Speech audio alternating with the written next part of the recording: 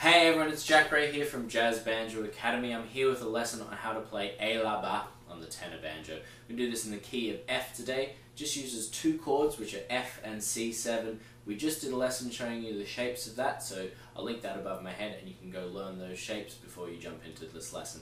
If you already know those shapes, let's go on. So let's start off by talking about the chords to this tune. Right, so we've got a chorus and a verse section, an A and a B. I like to think of as chorus and verse because sometimes the chorus is repeated and sometimes it isn't, so to me it's easy to think of chorus, verse. Also the chorus is sort of a big sing-along generally with call and responses, right? It really sounds like a chorus because it's a number of voices generally. So both sections only use F and C7. And what I want you to try on this is the last F we play before we move to C7 in the chorus. We're going to change forms. So we're just going to add a little bit of melody into there. So we're going to go, we're swinging this to start off with, so it's E La Ba, E La Ba, E La Ba She, Kama Sa Va, E La Ba, E La Ba, E La Ba.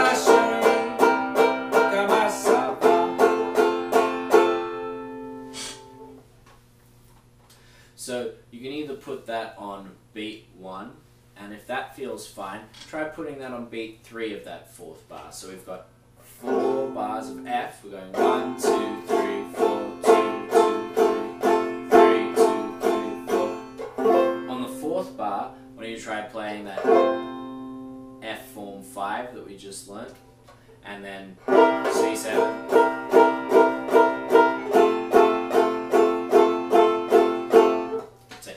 Bars.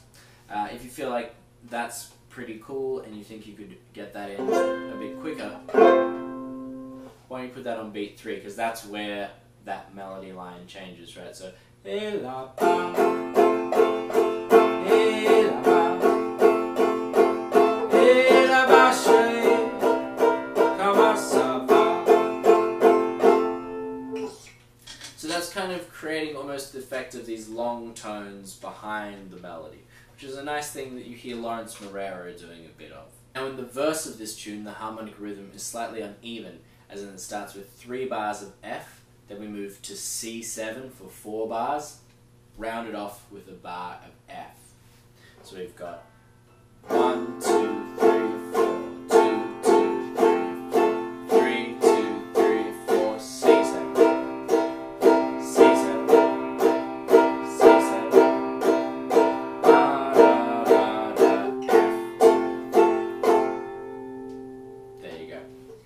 So the verse and the chorus are almost identical, we get to that 5 chord 1 bar earlier, and we hold it for 1 bar longer in the verse.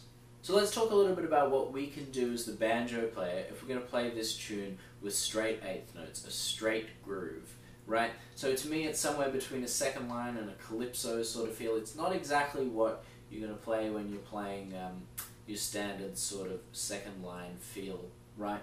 But it's also not a strict calypso or anything like that. It kind of has these elements all blended in with it.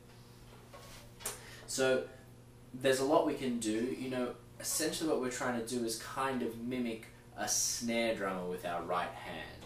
You know, so we can get really syncopated with that.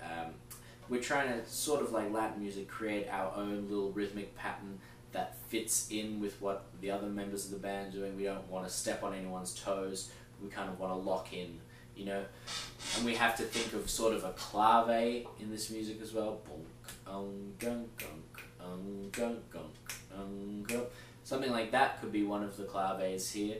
Now what I'm going to show you is what Danny Barker plays when it's just him and a bass player. It's a really simple, effective groove that you could play with this song. So he's going E La Ba, E La Ba.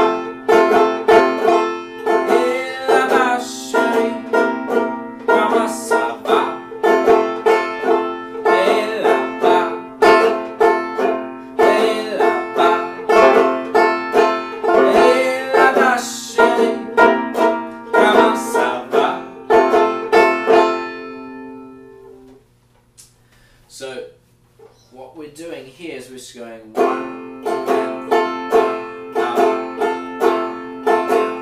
down, up, down, up. So what Danny Barker plays is almost like a clave in itself, right?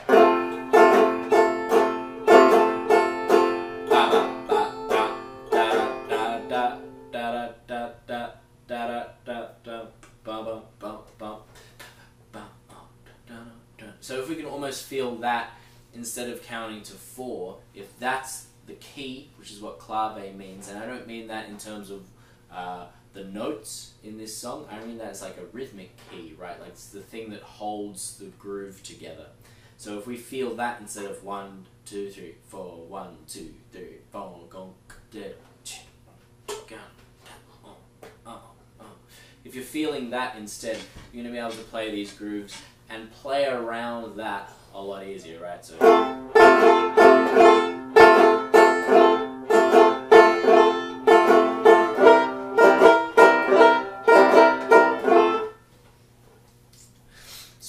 what we can do also there is a slight rake usually on the upstroke, and that's sort of like how the drummer will use the rim and the skin of the head for the snare drum. Also, it sort of sounds to me a bit like a guiro, I think it is. I'm probably pronouncing that terribly, but it's you know, one of those metal or wooden instruments. You stroke a drumstick along it. It's got serrated edges, and it gets a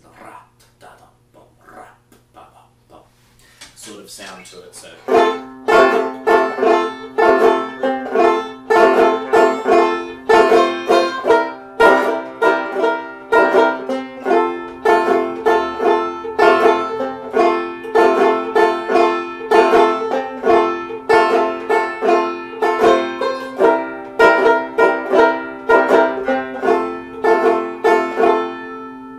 So lastly, let's talk about how to play this as a chord melody. Now this would be really useful as we're playing this as an intro for a band, or if we're playing the melody with sort of the rhythm section. The horns aren't playing the melody with us yet. It's a bit of a banjo feature, right? So we're taking that rhythm we learnt from Danny Barker with the rake and everything. So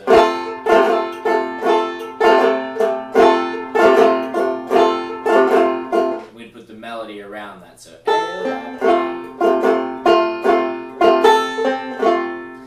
that first melodic idea is all around an F major triad. We're starting on the 3rd as the highest note, which is an open A there, coming down to our 5th fret on the G string. That's our C. It's the 5th note of the triad. And we resolve to the tonic, the root note, which is on the 3rd fret of the D string.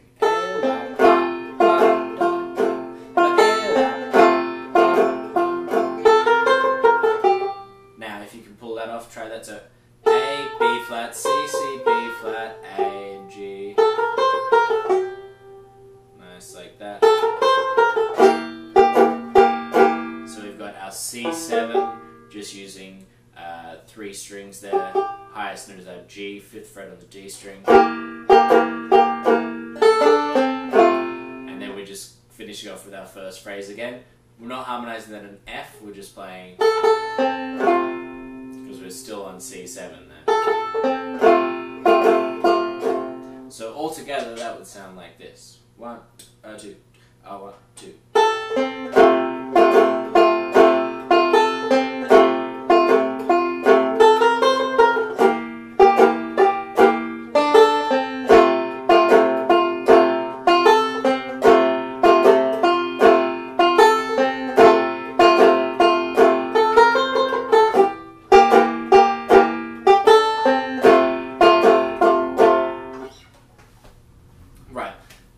That's a very basic, simple thing you can do, which if you're just starting out to play in a band and you don't play a lot of chord melody, you don't play a lot of things where you're featured or carrying the melody, that's a nice little simple thing you can do. It's going to add to your arrangement, and just throughout a whole set, just having the banjo or one of the non-horn instruments play a melody is such a nice change-up, such a nice textural change.